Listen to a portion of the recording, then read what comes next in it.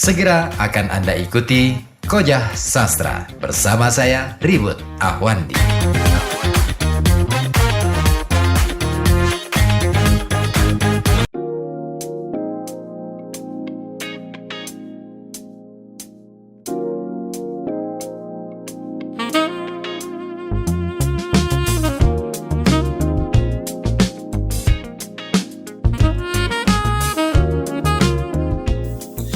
Masih bersama saya Ribut Ahwandi yang selalu setia mengawal perjalanan Kojah Sastra persembahan FM 91,2 Radio Kota Batik. Nah, edisi spesial peringatan Hari Ibu kali ini kita masih mengulas salah satu puisi karya Dezawi Imron bertajuk Ibu. Dan tadi sudah kita singgung bagaimana ibu digambarkan dalam puisi yang ditulis oleh sastrawan Gaek asal Madura itu. Kalau ibu dalam puisi itu berperan sebagai sosok inspiratif, penyemangat hidup, sumber kebijaksanaan, sekaligus sebagai titik bertolaknya setiap orang di dalam mengarungi kehidupannya kelak. Nah, tadi juga sempat saya tanyakan ya, peristiwa apa yang melatari sepenggal bait Ibu adalah gua pertapaanku, dan ibulah yang meletakkan aku di sini saat bunga kembang menyerbak bau sayang. Ibu menunjuk ke langit kemudian ke bumi. Aku mengangguk meskipun kurang mengerti. Nah, sudah ketemu kira-kira peristiwa apa yang melatari kemunculan bait ini? Oke, kalau belum ketemu ya nggak apa-apa. Tapi boleh dong saya mencoba bermain-main dengan imajinasi saya. Boleh dong saya menduga-duga dan membayangkan. Ya, karena puisi boleh dikata merupakan ruang untuk memasuki alam imajinasi. Puisi adalah alam kemungkinan-kemungkinan. Jadi tidak ada yang bisa dikatakan benar atau salah. Tetapi bagaimana kita mampu ini puisi, bagaimana puisi yang bagus ini bagaimana bisa atau mampu mendayakan imajinasi pembacanya. Oke, sekarang saya akan memasuki alam imajinasi saya dan dugaan saya nih kawan. Peristiwa yang menginspirasi penggalan bait itu tidak lain adalah peristiwa Ismail putra Nabi Ibrahim. Kan? Oke.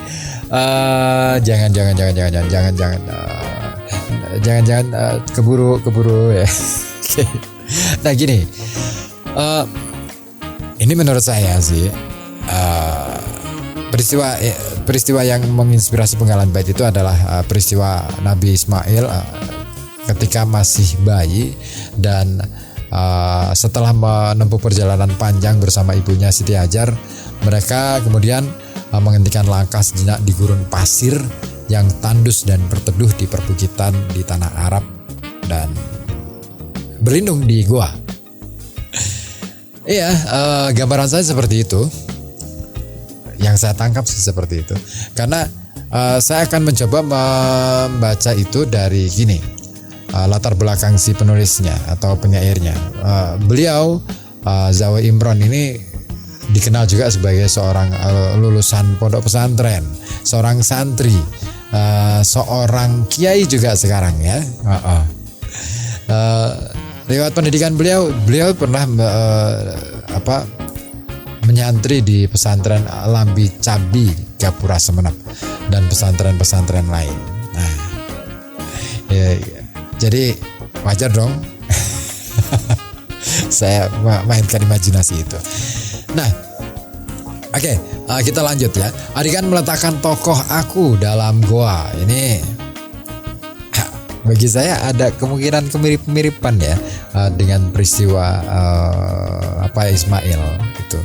Kemudian adegan ibu menuju ke langit dan ke bumi juga tak kalah mirip dengan adegan Siti Hajar pada waktu itu. Nah, dalam puisi ini, dalam hal ini ya kawan, puisi ini berusaha menangkap dan meruangkan imajinasi peristiwa itu ke dalam adegan yang tervisualkan, dapat divisualisasikan. Nah, kalau dalam teori sastra itu disebut sebagai citra visual.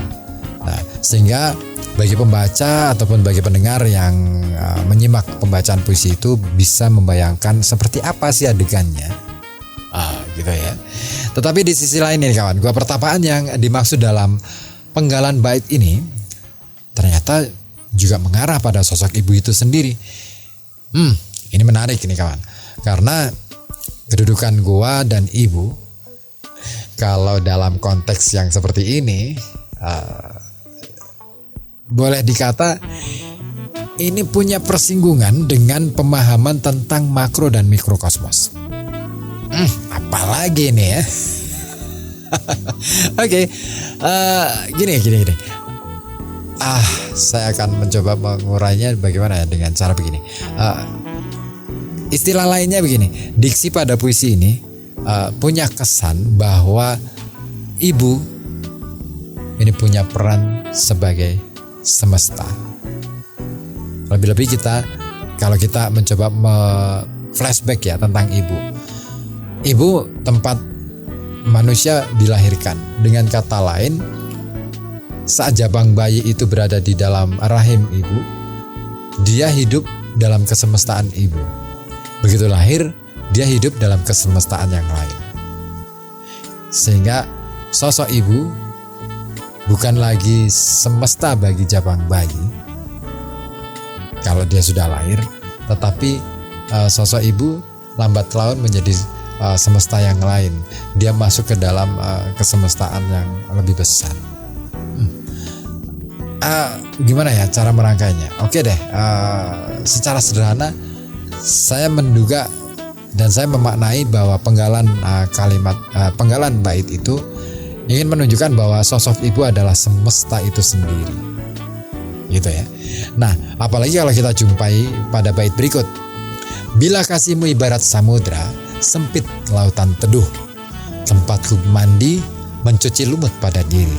Tempatku berlayar, menebar pukat dan melempar sauh. Lokan-lokan, mutiara dan kembang laut, semua bagiku. Oke, melalui penggalan bait ini bisa kita mengerti sekarang jika memang hubungan antara ibu dan anak pada hakikatnya hubungan yang lebih luas lagi, tidak hanya sebatas anak dan ibu, tetapi juga hubungan yang bersifat kesemestaan. Ibu digambarkan sebagai samudra, itu ngomong tentang keluasan, kedalaman, dan ngomong tentang kekayaan yang terkandung di dalamnya, yang itu bisa mencukupi bagi kita untuk hidup.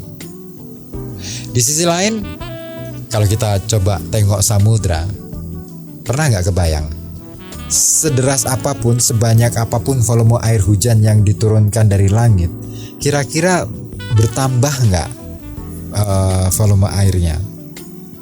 Tetap kan? Terus air tawar yang dijatuhkan ke laut